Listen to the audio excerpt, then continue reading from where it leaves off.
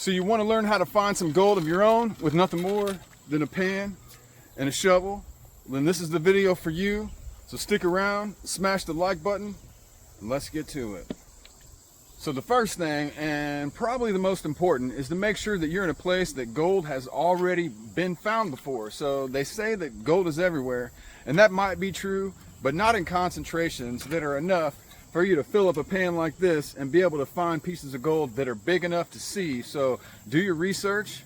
Just get on Google and search for where has gold already been found near me, and I'm sure you'll get lots of results. You'll probably find some gold prospecting clubs and some clues on where to get started. And digging in a place that you know there's definitely some gold is probably the best tip for success. So do your research and first end up in a place like this. Well, now that we've found a place that we know that there's gold, the next step is to find out where to dig.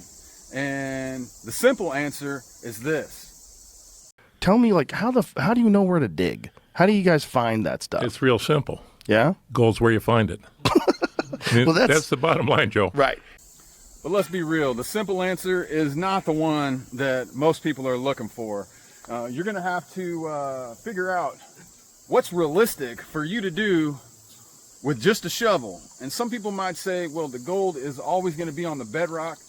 That's not exactly true, and it's not practical for me and you to dig 10 feet to find some bedrock, just going out having fun with a shovel and a pan. So what's the next step? What are we going to look for? We're going to try to just dig some gravel out of the creek bed, but you're not just going to dig any gravel anywhere in the creek bed and find gold. So let's take a look at the different types of gravel and which part of the creek they're in, and try to set you up for success. So out there in the middle of the creek is where the bedrock is most likely going to be the furthest down, and the chances of us being able to dig all the way down to bedrock are pretty slim to none. But just for the purpose of demonstration, let's take a pan from right here in the middle of the creek and see what the gravel looks like, and maybe I can give you a little bit of a better idea of what to look for. The first thing that I'm seeing out here in the middle, which is actually a good thing, is that it's really hard to dig. The gravel's not loose. It's tightly compacted, and that's what you look for. If the gravel's really loose, then you know that it's just been put there recently, and the chances that gold has had time to accumulate there are pretty slim to none. But just because the gravel is tightly compacted doesn't mean we're in a good spot. Let's take a look at this gravel here. There's basically no clay in here. It's just sand and gravel. And typically I like to look for clay. And the reason being is that clay is really sticky. And even if you're not on bedrock, if you're on top of clay, gold cannot penetrate a layer of clay, and it acts similar to bedrock. So if you can find some clay, even if you're in the middle, that might be the right place to try. But this right here doesn't look that great to me. We're going to go ahead and pan it out anyway and see if there's any gold. Now we're going to go over how to pan in detail here in a little bit. But here's the first pan that I just did from the middle. And that gravel, that doesn't look very good to me. And as you can see, there's absolutely not one piece of gold in this pan. Now it is possible that you might find some exposed bedrock out in the middle, and if that's the case, what you'll want to do is called crevicing. And we're not going to go over crevicing today. We're mostly going to be talking about digging creek gravel with a pan and a shovel. So there's tons of videos out there about that, so go check those out, because if you do find exposed bedrock in the middle of the creek, you might want to try that out. So let's stick to the creek gravel and see if we can find some gravel that looks a little bit better to us. So right up there, you can see that the creek takes a pretty hard turn that direction. So this over here would be what is called the inside bend, and this over here would be what's called the outside bend. So whenever the water's in a flood stage and it flows over the inside bend, the bend slows the water down and gives the chance for heavier things to drop out of the water column. And so the inside bend near the bank is often a good place to start. So you want to test all the way up and down the inside bend, back and forth, side to side, and see what you can find. Now the gold's not always going to be on the inside bend. Well, where does the water almost always slow down? Near the bank. So near the bank is the most practical place to dig for a hobbyist like you and I. And that's where I usually have the most luck.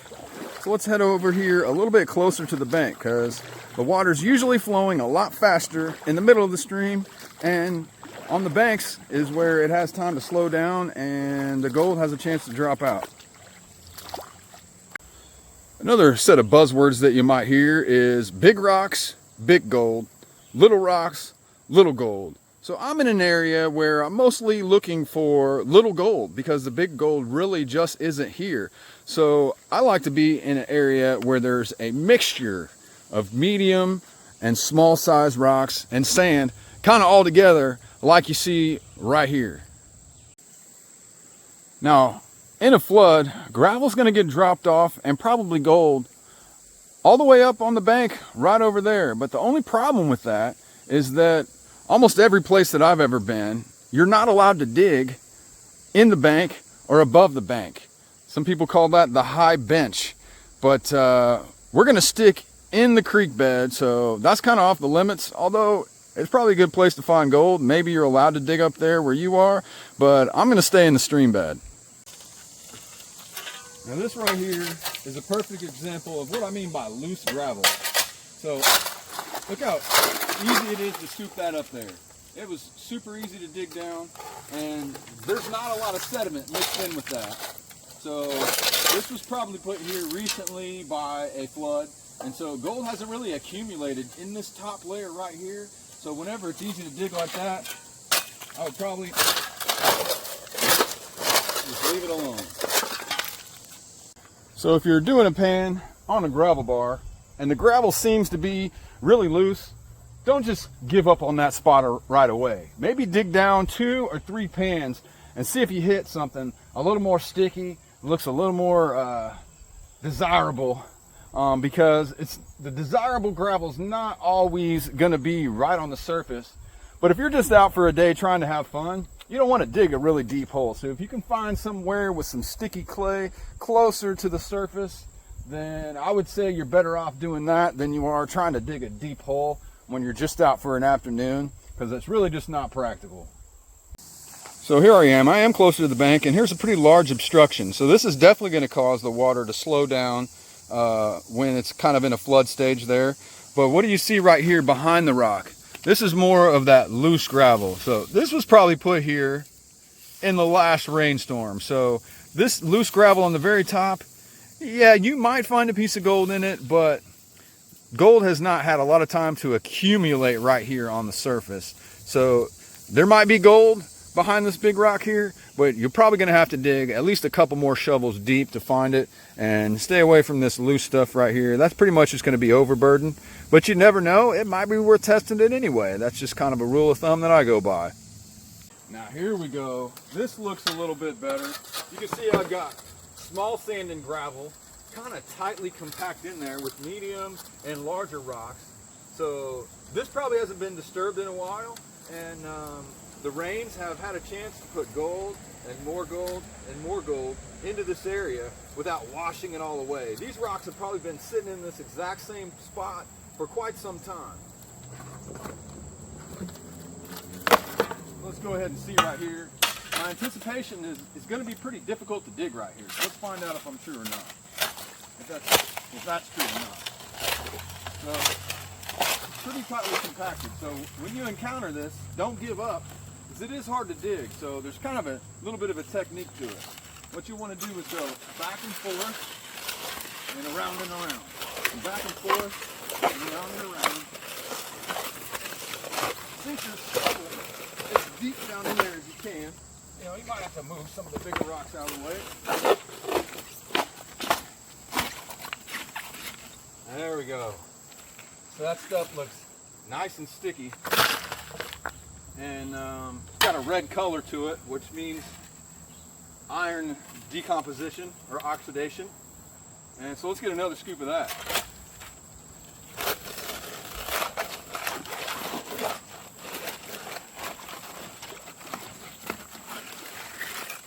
There we go. You can see as I'm digging here, I got material that's stuck to my shovel. That means there's clay mixed in it. And so that's a pretty good sign as well. That means the gold could be kind of stuck to all this gravel here. So whenever I see sticky material stuck to my shovel, that's usually a pretty good indicator for me that I'm in a decent area. All right, I think there's a pretty good chance we might find some gold in this pan. So let's go ahead and go over how to pan real quick. I'm just gonna give you a basic, quick and dirty lesson here. This right here on top of my pan is a classifier screen. So you don't really need one of these. All you need is a pan and a shovel. But using a classifier screen makes it a lot easier, because when all of the things in your pan are roughly the same size, it's a lot easier to get it stratified down so the heaviest things sink to the bottom and you can more easily wash the lighter things off the top. So I'm going to shake the material back and forth until all the small stuff sinks down under that screen. And make sure all these rocks here are clean and there's no clay stuck to them. And toss the larger rocks aside. And what you can see that I'm left with down in here is all similarly sized sand and gravel. That's going to make it a lot easier. So I've got some material here in my pan. It's already been classified. It had sticky clay in it. It was challenging to dig through. Those were all good signs that I'm looking for, so it's time to pan it out.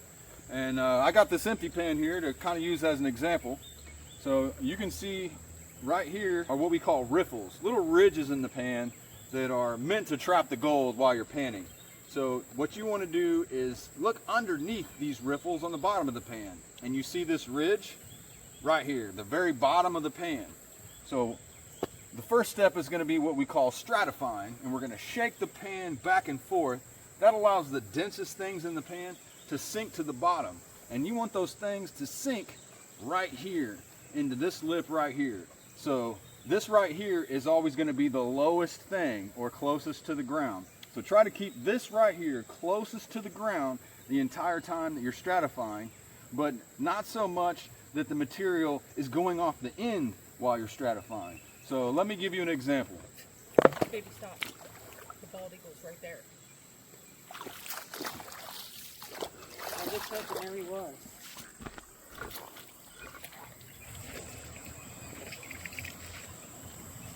It's time to take a little break though, ladies and gentlemen, because look at that right there. What we got?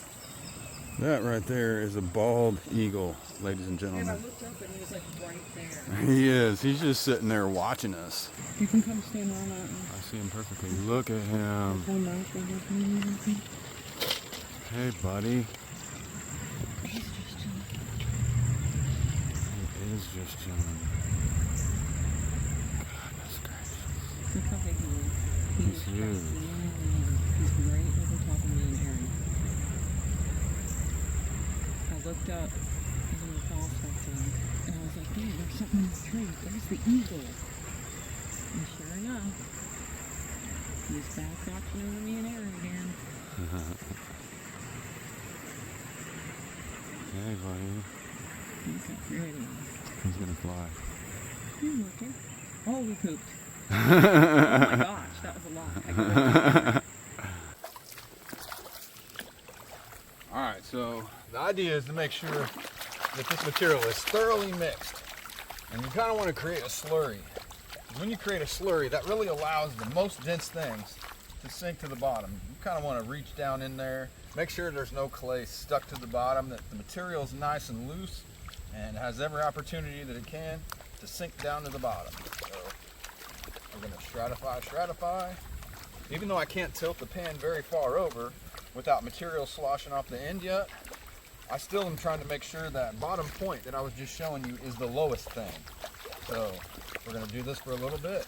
Now, the heaviest things, or the most dense things in the pan, should be at the bottom. So now this is the stratifying phase, or the earthquake phase, as my little girl likes to call it. So now we can stop, and the next phase is washing. So you can see as I stopped, I did not allow any material to flow over the edge while I was shaking the pan. Because if I'm letting material go over the edge while I'm still stratifying, the gold can kind of work its way up out and come out. So you don't want any material to come out until you're ready for it to come out. And so now that I've done plenty of stratification, and I'm pretty confident that all the most dense things are at the bottom, it's time to do the next phase, which is called washing, or what my little girl calls the tsunami. So what I'm going to do is I'm going to dip my pan under the water, and that's going to let the water rush into my pan and then rush back out. And that's going to take some of the lighter material off the top, like this. Dip, lift, dip, lift. So you can see the lighter material going off the edge of my pan. So you do that a few times, and then you shake it again, because the heavier things can kind of sink their way up, or float their way back up towards the surface. Alright, so do some more earthquake, stop, dip, and lift. You can see that wave going in and out, in and out. And that's washing the lighter stuff off the top. So the gold, as you're stratifying, sometimes it can end up here in the back corners or on the back line, and you might be able to see a line of black sand, which is heavier iron, right here on the back. So some people, when they wash, they like to be careful that their wave does not go all the way to the back, that their wave kind of stops before it gets to the back line. So if gold is kind of working its way up into those corners, you're not washing it out. They're just going to continue. Earthquake, tsunami. Earthquake, and tsunami. I thought it was pretty clever when my 11-year-old came up with that terminology. Earthquake, tsunami. I'm just going to repeat this until there's almost nothing left in the pan but black sand. So for demonstration purposes, we're just going to keep going all the way down.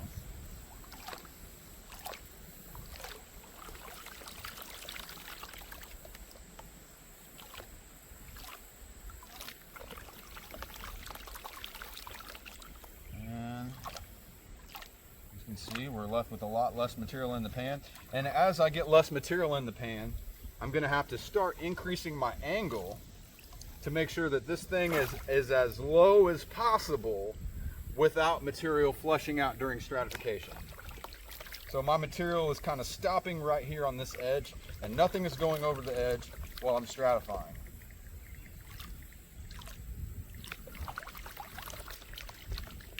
Just imagine yourself being a piece of gold, and once you feel like you've worked yourself down to the very bottom corner there, then you can go and do some washing or tsunamis.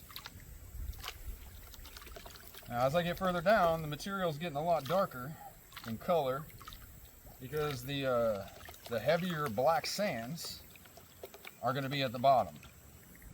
So there's not always going to be black sand where you are, but black sand itself is an indicator. It's something that you want to look for. Gold is not always found with black sand, but if there is gold, there's a good chance there's also black sand. They're both heavy things, and black sand is an indicator mineral, or a group of indicator minerals, that will let you know there's a good chance you might be able to find some gold. So we got almost all dark black material, but we can cook. And you see how when we shake it, the lighter brown material comes back to the top. So we shake it, we see the lighter brown, and then we wash a few times. Wash a few times. Now we're about down as far as I want to go. I want to get some of these bigger pebbles out of the way. That's going to make it harder to do the next part. And that's about as far as we want to go. You don't have to go down that far if you don't want, but that's what I like to do.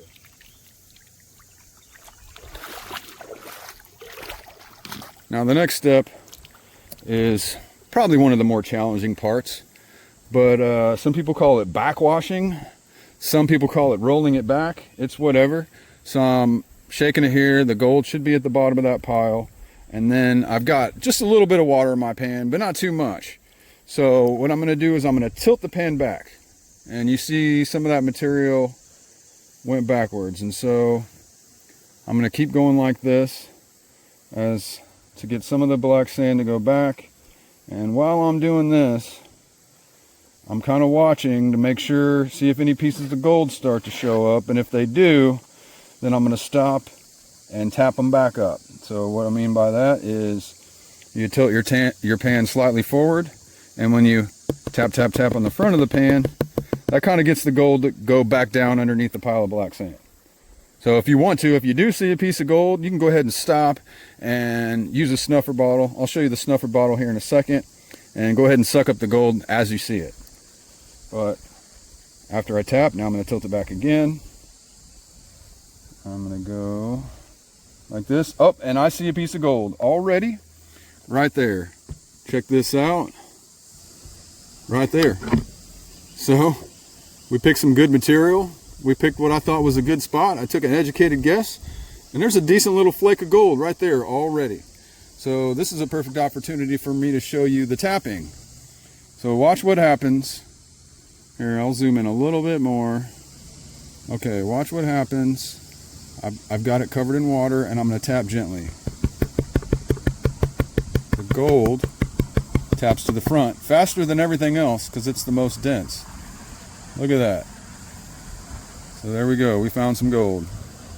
Now if we want to, we can continue this process, or we can go ahead and use our snuffer bottle to snuffer that up. So let's go ahead and demonstrate that real quick.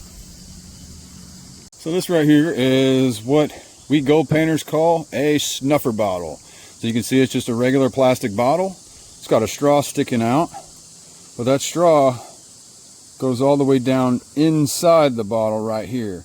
So once material gets sucked up into the straw, you can turn the bottle upside down and it won't come back out. So once it's in there, it's in there. So you can see I've got a decent amount of water already in my snuffer bottle.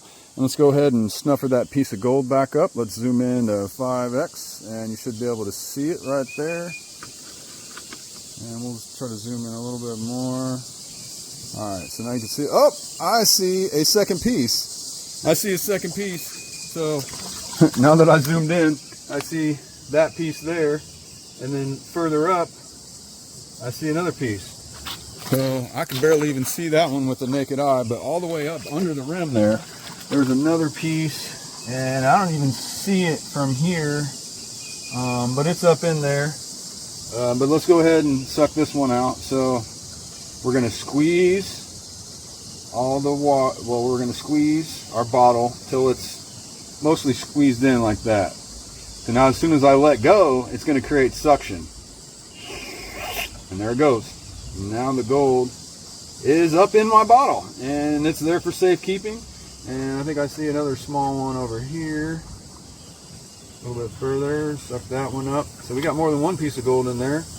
And so there you have it. So yeah, easy to dig, and probably stay away from it. Difficult to dig, got a much better chance. Now I want you to keep in mind, if you're in this to try to make some money with a pan and a shovel, you're doing it for the wrong reasons. This is mostly just a fun hobby that the average person like me and you can go out on the weekend, spend some time in nature, get some exercise, and do something interesting instead of sitting on the couch eating chips like my buddy Jeff Williams says. So yeah, just go out there and have fun, because really that's what it's all about.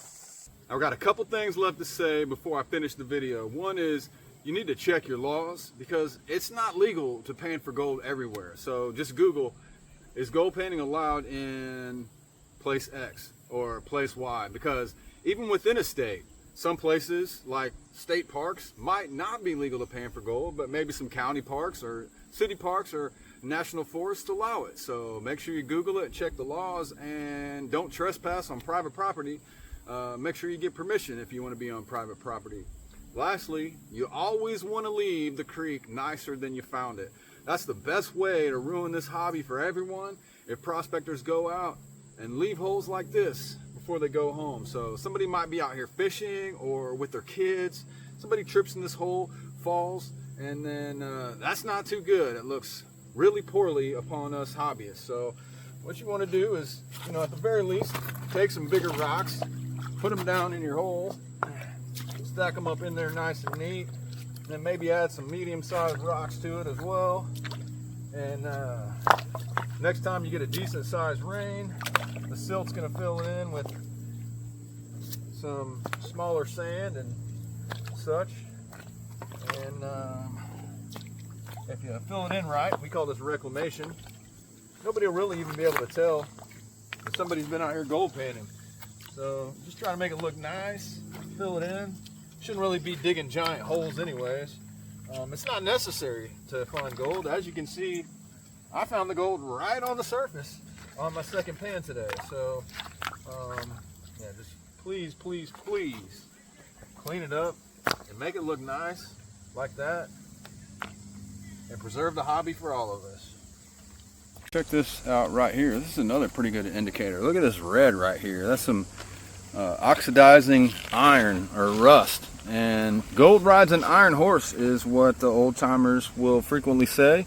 And so wherever you find iron, like black sand or rusty material like this, there's a good chance you might also find gold.